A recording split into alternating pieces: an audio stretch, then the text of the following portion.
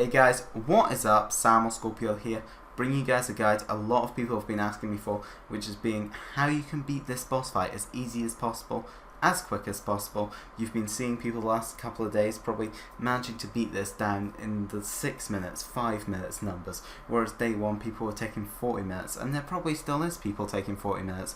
So I probably wanted to bring you guys the guide on how you can beat this as easy as possible, as quick as possible. Now firstly, on the player count, I would highly recommend 2 players for this Easter egg. I think solo is a little bit tricky because of some of the steps, and I think 4 and 3 players get a little bit more annoying because the boss's health scales with the amount of players you have in your game. So I think 2 players kind of the sweet spot. Obviously you can go up to 4 players, it will take you a little bit longer, but you can still probably beat it under 10 minutes honestly, if you follow my strategy that I give you here. So we're just going to get right into it with the class setup. So I'm running here with my buddy Chase, and my class setup that we will both be using is Frontline to get that damage bonus. That is key to this, to beating him as quickly as possible. And the first perk you're going to run is Vicious to get triple damage, to just, this thing is going to melt this boss. Termination, so you can be getting that armor back super regularly in this boss. And Team Effort, so that that damage bonus is applying to all your teammates at once. So what you're going to be doing in this boss is you're going to be rotating out that activation so that you constantly have that damage bonus. And then for your starting weapon, I would recommend the M1A1, being the bug juice, because when you pack a punch it, it's got high fire rate, high damage, perfect for this. Now on the consumable side, I'm going to recommend Hearts, 100% Hearts. This is just because you're going to want that frontline as often as possible, and that's why that is important. The second consumable is kind of up to you. You've got a lot of good choices. Double points would be a solid option to get as quick as possible, but I'm going to use max ammo just in case ammo becomes an issue. So on the perks and weapons, obviously you'll be packing your M1A1 for those for that high fire rate, high damage weapon. But actually I would recommend for your second weapon would be the bar. This is a high power, high fire rate assault rifle. You can get it off the wall just near the teleporter for the dark room, just upwards of the bridge, and you can buy it there for 1500 points. Pack a punch that. It's a beast, it's got great ammo counts, it's the perfect choice for this. Now in terms of the perk order, now you're going to want to buy your perks in a very specific order so that you can't be losing them in the boss fight. You don't want to be losing one of your key perks. The first perk you're going to want to buy is Speed Cola. Pretty expendable, it's not awfully necessary for this. This is only going to be really an issue if you go down, but so solo this is totally irrelevant, but this is kind of just in case. And then for your second perk, I would recommend you go with Sprint, so that, you know, again it's kind of an expendable perk. You sprint about a lot in this boss fight, so you don't want to lose that really. Quick Revive, just in case your teammates go down, you know, to be safe. And finally Double Tap, because that is by far the most important perk when it comes to beating this solo. To get that double damage is highly critical to this. So moving on to the main event, the boss fight itself. Now I'm going to give you tips and tricks for each of the 4 phases that make up this boss fight, on how you can just run through each of them as smoothly and easily as possible.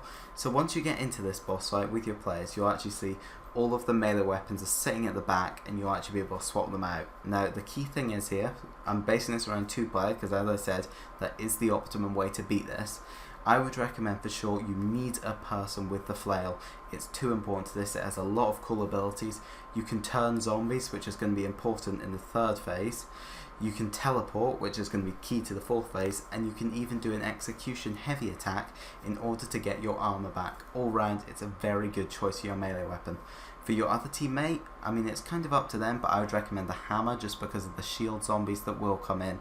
I am relying on you understanding generally what the phases are of this boss fight, but those things that come in with shield, I would highly recommend you have a hammer person, just so if they do become an issue, I'm going to show you how to avoid them becoming an issue, but just in case, they can take them out with that hammer. So right onto that first phase, you're going to want to make sure you're just pumping damage into him. This phase is going to go by very quickly. Both of your players should be using their M1A1s, not the bars. The bars mainly just a backup weapon, to be honest, for this. It's not awfully important. Both players should be using that M1A1, pumping damage into him. I wouldn't recommend wasting Frontline on this first phase because it just goes by so quick. So just pump damage into him. You'll see he will then actually suck you in towards the middle, which you can avoid being sucked in. Actually, if you hide behind one of the ice rocks, you will be able to avoid being pulled in, but it isn't too much of an issue. You're actually going to then want to shoot the 3 kind of plates which will light up on the ground, and that will stop him from being able to heal, and he'll go down the ground, and all you have to do is shoot him a bit before you move on to that next phase, which in this case is not awfully different. He's just going to gain 1 attack. Now this attack you're going to need to watch out for, because if you don't, it can screw you over very easily. Pretty much what will happen is the boss will go into the middle, he will go up into the air, and he will start giving off this kind of red gas almost. Gas probably isn't the right word, but it will start burning you and damaging you, so you really want to avoid that. So to avoid that, you just want to have each of your players hide behind one of the ice rocks. I'd recommend separate ones to avoid zombies becoming an issue. And you can still shoot him, just peer your head out from side of this rock. You can keep shooting him during this, just keep pumping that damage into him. That is the basis of this fight. And again, the same process will happen. He will move into the middle again, he will activate the plates, you shoot the plates, shoot the boss while he's on the ground, and then you're on to your next phase, being the 3rd phase. Now this is the one where the strategy comes in. The weapon you'll be using during this is the flail. The flail is going to be important for this. Basically, if you didn't know, the flail has, whilst it has on the right button, you can actually teleport grenade. On the left button, you can turn zombies by throwing it and activating it, just using the same process you would with the teleport grenade.